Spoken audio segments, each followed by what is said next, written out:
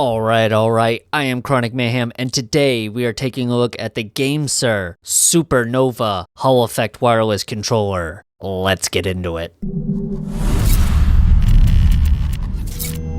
Alright, first and foremost, this controller was sent to me for review. No money changed hands. No agreements were made about what I can and cannot say in this review, and all of the thoughts and opinions in this video are my own. So on my desk today is the GameSir Super Nova, released March 3rd, 2025. This is the first time I've been able to have a controller for several months before I've made a video on it. GameSir sent me this controller back in December of 2024, and the release date got pushed back after I received it, so that allowed me to spend a lot more time with this controller. This controller offers a lot for its asking price. Currently, at the time I'm making this video, the asking price for this controller is $49.99 American dollars. And for that asking price, as I said, you're getting a lot. You're getting Hall Effect joysticks, 2 back programmable buttons, trigger stops, switchable face buttons, switchable faceplates, RGB, rubber grips, and a really nice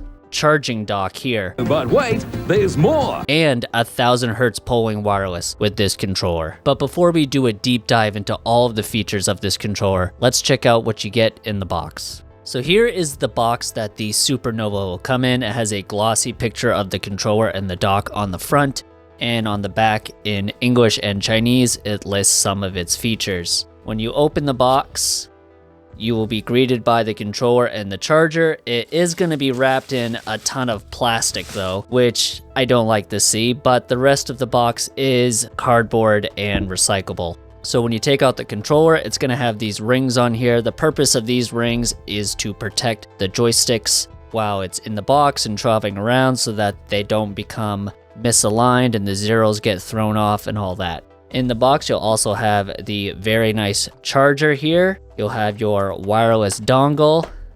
That's a little hard to get out. 2 hours later. There we go. And then make sure to lift this up because that's where you'll see your charging cable. This is actually a really long charging cable, so that's good to see. Your manual and a little pamphlet here from GameSir with just a code here to lead you back to their website so you can get the online manual if you'd like. The manual here is a very large pamphlet in a ton of languages, and it also has another code here so that you can get it online as well, and it will describe all the functions about how to use the charger, how to program the buttons, etc. But it's all pretty straightforward. I don't think you'll need to refer to this very often.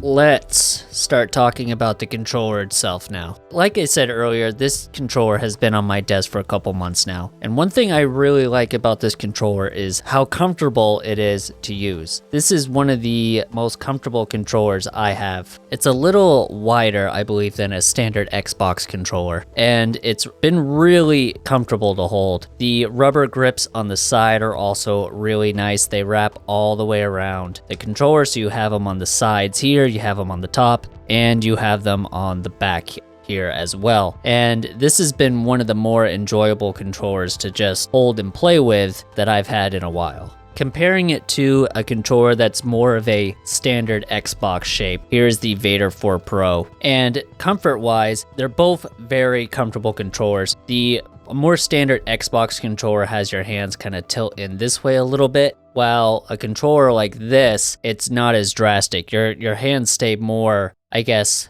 perfectly straight than slanting in a little bit than they would on a more classic Xbox shape. But this has been a very comfortable controller to use. On the back, you have 2 programmable back buttons. You can program these either by doing some button combinations and using the M button here, or you can go into the software and just program them that way. You also have this switch on the back that you can use to switch between the dongle and the Bluetooth mode. If you want to use this wired, it doesn't matter which way you have the switch. You just plug it in and it just automatically recognizes that it's plugged in with a wire. On the back, you also have your switches for the trigger stops. It's not a mouse click trigger, it's a physical plastic piece that goes in there as a trigger stop, similar to what you'll find on the Xbox Elite controllers. You just do this and you have your full pull, flip it here, and you have your trigger stop. Speaking about the triggers, Once you have the triggers engaged, it's a pretty decent pull. You for sure are shortening the distance. So here you can see this is your full pull, and then you just switch the switch on the back and you have a much shorter pull. It's not a super short pull like you'll see on some controllers where it's 1 millimeter or 2 millimeters, but in gameplay, this is still going to be a noticeable difference between having the full pull. So I really have no complaints about these triggers, especially for the low price point of this controller. All of the buttons on this controller are rubber membrane, so there's no like mechanical clicky switches on this controller. But they are advertised as being silent, and they are very quiet. And as far as rubber membrane buttons go, they're not bad. I really have no complaints about these. They'll feel about the same as a stock controller. Actually, I take that back. I think they are a little bit more snappy than the rubber membrane that you'll find on a stock PlayStation or Xbox or Switch controller. You get pretty decent tactile feedback, which I always like to have in these buttons. I like to have a strong tactile feedback, and I really have no complaints about the feel of the face button or the D-pad or the back buttons really. The back buttons, they feel a little bit more sort of like a mouse click, but you can tell they are definitely a rubber membrane as well. They don't have like that standard like click of a mouse click, but they do have a nice tactile feedback. They don't feel mushy at all, and that goes really for all the buttons. There really is no like mushy membrane feeling that you'll see on like a lot of cheaper controllers that are using membrane switches or a rubber membrane over the switch of the controller. Now, one of the cool things about this controller that I really like is this faceplate can come off. You just got to get your fingernails under anywhere on it and it pulls right off. It's held on with magnets. Yeah, bitch! Magnets! Oh! Which I love to see on controllers. I really like when controllers are using magnets to give you the option to switch around these faceplates. I wish actually more controllers did that. And then once you're in here, you can pull out the face buttons, just pull right out. You don't have to get any special tools or anything like that. You can pull them out and you can rearrange them however you want. So you can have it in an Xbox layout. I know this isn't an Xbox layout, but I'm just showing you can literally put these buttons anywhere you want. Actually, the way I'm noticing it now, you can't put them anywhere you want because there is 3 tabs. The tabs are in slightly different places on these. You can see here on the A, there's a tab here and a tab here. Well, so you could switch. So you could switch it here, and then the Y and the X only have the 2 tabs on the side. So you could put the Y over there, or let's put the B right here, and then we'll put the X right there. And then, you just slap the panel back on, and then you have a whole new layout, and they won't fall out or anything like that because the faceplate is also acting as a mechanism to hold in the face buttons. And this magnet is pretty strong. This faceplate is not just gonna like fall off on its own. You really gotta reach under it. That's what she said. Excuse me? But in the same sense, it also pulls off easy, which it's a nice combination. And under here, you can see this white is for the RGB. They have more faceplates where one is kind of transparent on their website. When you have that faceplate on and you have the RGB on, it kind of bleeds into the faceplate a little bit and looks really nice. I was sent some extra faceplates as well, so let's take a look at those. So GameSir has a ton of different faceplates on their website. I'll put an image on the screen right now showing them all. The ones they sent me are this dark gray one and this orange and white one here. So like I said before, you can just pull this faceplate off and slap a new one on, and the prices for these faceplates are $10 each, which is a very reasonable price. I've seen other companies that have switchable faceplates like Scuff, where they're charging $15, $20, $25 for new faceplates. So these are only $10, which is great. So it's keeping this controller in that budget realm. So this is what it looks like with the dark gray. I'll turn the RGB on so you can kind of see what it looks like. And I think that looks pretty sharp here. Now I'll show you the orange and white. This one kind of reminds me of those orange and cream ice cream bars. I think they're called a creamsicle, but this is more of an orange and white. Not really my taste. I'll probably be keeping either the gray one on here with some blue RGB on it, or I will be using the blue and gray one here. You can see you have anti-friction rings as well on all of these plates here. This is on the black one, and you have white ones on the orange and white one here. So these faceplates, and they're a good plastic. They feel sturdy. They feel really sturdy when they're on the controller. So this is a nice little customization tool that you don't typically see in a controller of this price range. One of the other awesome things about this controller is this really nice dock and charger that you get with the controller. So when you're done playing, you can just sit the controller right on it as well. And it has its own RGB line right here that runs right with the RGB on the controller. It looks really sick. It glows green when the controller is fully charged, and compared to other controllers that I have with a dock, for instance, I reviewed not recently, but in the past, the GameSir Tarantula Pro, which is another great controller from GameSir, and I have right here. This is the dock that came with the Tarantula. Now, this dock, to me, looks far more premium than this one. I am not a fan of clear acrylic plastic. I think it always looks cheap. It has the pogo pins on the top here. It's fine, it does its job. The controller can just sit on it like that. It has a green light in here, but it is kind of like flimsy and it looks kind of cheap. This one, in comparison, feels far nicer and much more sturdy. You can also put the dongle in the back here. That's what she said. To act like a pass-through, so you can have the USB cable that it came with in the box and put the dongle back here and just have it sitting anywhere on your desk, and then you are good to go. Now I'll plug it in so you guys can see the lighting effect. All right, so I have the USB cable now going into the back of the controller. When you put it on the controller, so you can see here the controller will start blinking green when it is fully charged, and the green also goes down on the controller as well. So it will sit on your desk like this, and the RGB pattern from the controller shows up right on the dock. When you first put it on there, it's going to do the same color, and then it will change to green like this to show its charge level. So this is a really nice dock. I like that it's matte black. It will look nice and classy on your desk. I wish more controllers came with a dock like this and didn't have it as a added on charge that you had to pay for later. Hopefully this will help convince other companies like FlyDigi, etc. to start including the dock in the box with the controller. Especially for $50 for this controller, on top of all of its other features, you're also getting this really nice dock, which is pretty impressive.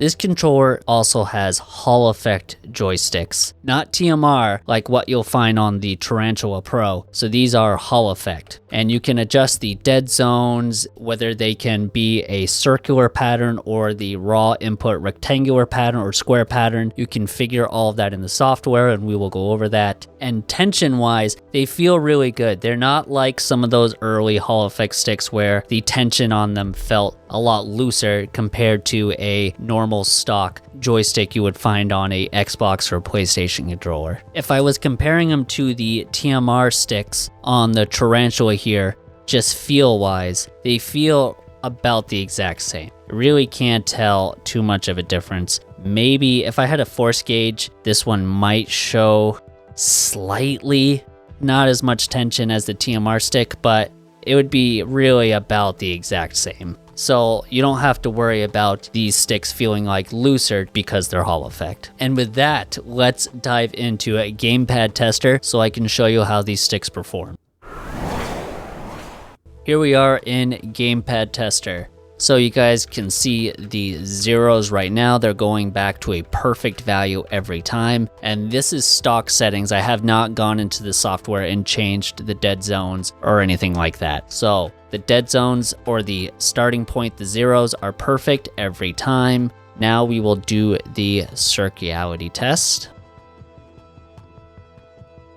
So we're getting 0.02 on the left stick and 0.02 on the right. Let's do it one more time to test for consistency. And Exact same thing again. So obviously the default mode of these sticks is in the circular pattern. You're getting a pretty much perfect value on the circularity test when it is in that setting. Now granted, this test is looking for what makes a circle. It's not really testing what is perfectly accurate. For accuracy, you want to make sure you're getting consistent values for every test, and we're getting the exact same value on both tests right here. So those are all great signs. All right, now we are in polling rate tester, and we will test the polling rate of this controller to make sure we are indeed getting that 1000 hertz polling. So first we'll decide the number of tests we want to do, which will be 2000. And we're going to pick which stick we want to do. Let's do the left stick. And here we go. So polling rate here you can see is exactly 1000 hertz. We're getting an average of 998 hertz with a stability of 99.8%, which is fantastic. And we're getting intervals of less than a microsecond, with the average being exactly 1, the minimal being 0.91, and the maximum being 1.18, which is fantastic with very little jitter. So great values, and we are indeed getting the advertised 1000 hertz polling wireless with this controller.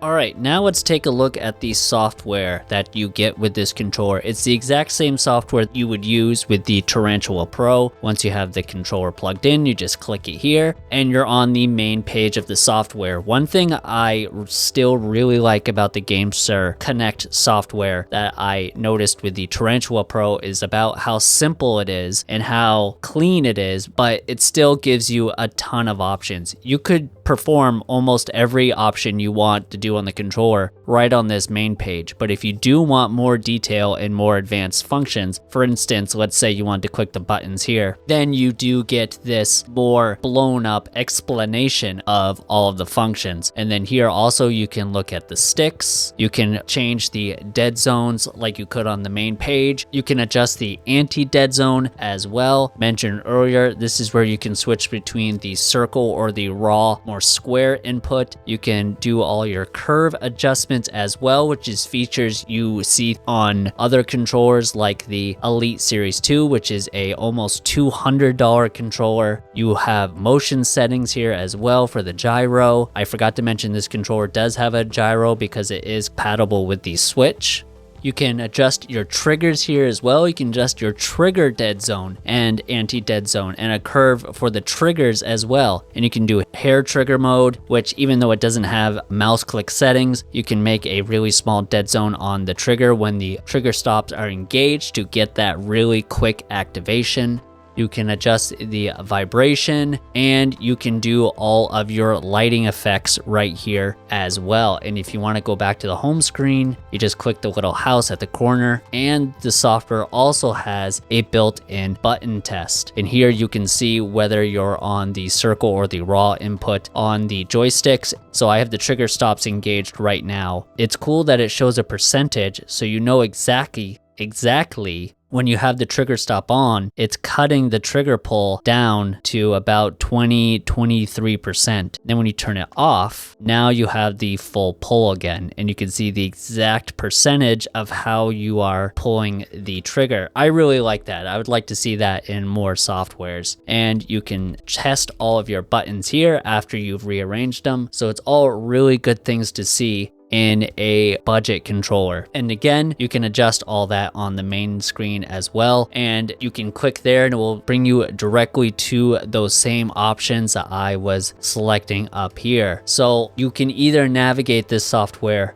by clicking what you want here to do, or once you're in one, you also have the option of this ribbon at the top to navigate it through there as well. So this software, like I said before, it's clean, it's simple, but it's also really powerful and really allows you to adjust everything you want on your controller, which is really cool, and I like that. All right, now we are looking at the GameSir website, and they have a really nice website as well. I know it sounds like I'm glazing them up quite a bit, but when I've dealt with a lot of companies, they either have a janky website or the manuals are not great. So GameSir is one of the only companies based in China that I've been actually really impressed wise on every front, whether it be the website or the software. FlyDigi is really the only one that I think comes close. FlyDigi has great software, but their website is pretty janky. But let's now get into this right here. We'll go to products. Here is the Super Nova, what we have here. You can see here it's $49.99. $49.99 USD. It will initially come in either that black color like we have here or a white color here, and the default plate you will get is a pink and white. But if you want a all white controller, you can also look at the various faceplates here. Now the ones that I have here that I showed off to you is the dark gray and the orange one here, but they do have an elite white one here. So if you want an all whited out controller, you can do that here with the added plate, and the plates, like I mentioned earlier, are only $10. The other options are a mystic green, coffee brown, plum rose, lunar black. Now this is the one that's a little transparent, vibrant orange, which is what I showed you, and light green. Now the transparent one, like I showed you before, the RGB kind of bleeds underneath the panel a little bit. Can look really cool if you like that look. Then this is the one I would probably spring for. And this is what the white panel looks like on the one with the black grips. So there's a lot of customization with this controller. It is also available on Amazon as well for the exact same price, but there is currently a 5% coupon for Amazon as well. I will leave links for both in the description below from the main website and on the Amazon page. They will be affiliate links. It's not much, but they do help out the channel so that I can buy products in the future to make videos on. Just wanted to be upfront about that. So what are my final thoughts about this controller? For 50 bucks, you're getting a lot with this. I really have no complaints when you take that price into consideration. You're getting a really comfortable controller. You're getting nice, bright, tasteful RGB. It's very comfortable. You're getting switchable face buttons, switchable face plates, rubber grips, Hall effect controllers, trigger stops, and 2 back buttons for 50 bucks, and really good software, and a solid, nice looking charger on top of that. From a value standpoint, this is fantastic. Now, if I were to compare it directly to another GameSir controller, the Tarantula Pro here, this is clearly a more of a PlayStation layout. You still have only 2 back buttons here. The triggers though, they are a mouse click compared to just a plastic stopper on the Nova Pro. This, you'll just have the feeling of the mouse click. Well, this, you have the feeling of you just like hitting a wall. The face buttons on this one light up and they switch here with a gear here that they'll manually turn to change between a Switch and an Xbox layout. The Tarantula Pro also has TMR sticks, which is like the newest technology after Hall effect. I have a full review on the Tarantula Pro. I'll link that in the description below. Price-wise though, the Tarantula Pro will cost you $79.99 and the Super Nova will cost you $49.99. So it's really, do you want to spend less? Do you want a PlayStation layout versus an Xbox layout? Do you care about these buttons lighting up and having the fancy turny function of the face buttons, or do you not mind just pulling them out and replacing them yourselves? The charging dock is significantly nicer with the Super Nova than it is with the Tarantula, so that's one other thing to consider as well. Those are the main differences. If those differences are worth an extra $30 to you, then you can get the Tarantula Pro here. If not, you want to save some money, then the Super Nova, I think, is the option for you. Through the months that I've had this controller since December, this has been one of the few controllers that has stayed on my desk. I really only have 2 or 3 controllers that I've found myself using consistently, and this has been one of them. I haven't been using it for super competitive games, but for my more casual laid back games that I just want something that works really well and is really comfortable to hold, this is the one I have been going to. It's very convenient when I want it. I can just pull it off the dock and it's ready to go. And when I'm done with it, pop it on there and it's fully charged for my next game sessions. So this has been my review of the GameSir Super Nova. If there was to be a Super Nova Pro, which I hope there is someday, GameSir, you gotta make a controller with 4 buttons on the back. You have 100 plus controllers with only 2 buttons on the back. Yeah, you have some with the shoulder buttons here, but I want a controller from GameSir with 4 buttons on the back and maybe the extra shoulder buttons, TMR sticks, and mechanical triggers as well. If GameSir made that controller, maybe make it the Super Nova Pro, I would buy that instantly and include the dock that comes with this one, not the dock that comes with the Tarantula Pro. If GameSir made that controller, they would sell 1 million of them easy. So hopefully they see this and they make that someday. But that has been my review of the GameSir Super Nova. If you liked this video, please consider subscribing to the channel. I'm trying to get the channel up to 500 subscribers as of March 3rd. I believe I'm at 429. So we're getting closer to that 500 goal. So anyone that feels like dropping a sub, it is much appreciated. I also stream on Twitch. My URL will be appearing right about here. I typically stream on Tuesdays and Thursdays, and usually at least once on the weekend. You can stop by, ask me any questions about any controllers or other products I have reviewed, or just to hang out. I will also leave a link to all my social medias in the description as well. Mentioned earlier, there will be links to purchase this controller in the description. They will be affiliate links. They just help out the channel a little bit so I can continue to buy products to make videos on. I want to thank GameSir once again for sending me this controller and the extra faceplates to show off. This has been a great product. Hopefully a pro version of this will come out someday with 4 back buttons and the other suggestions I had mentioned. So with that is going to do it for me for this video. I am Chronic Mayhem and I will see you all next time. Peace.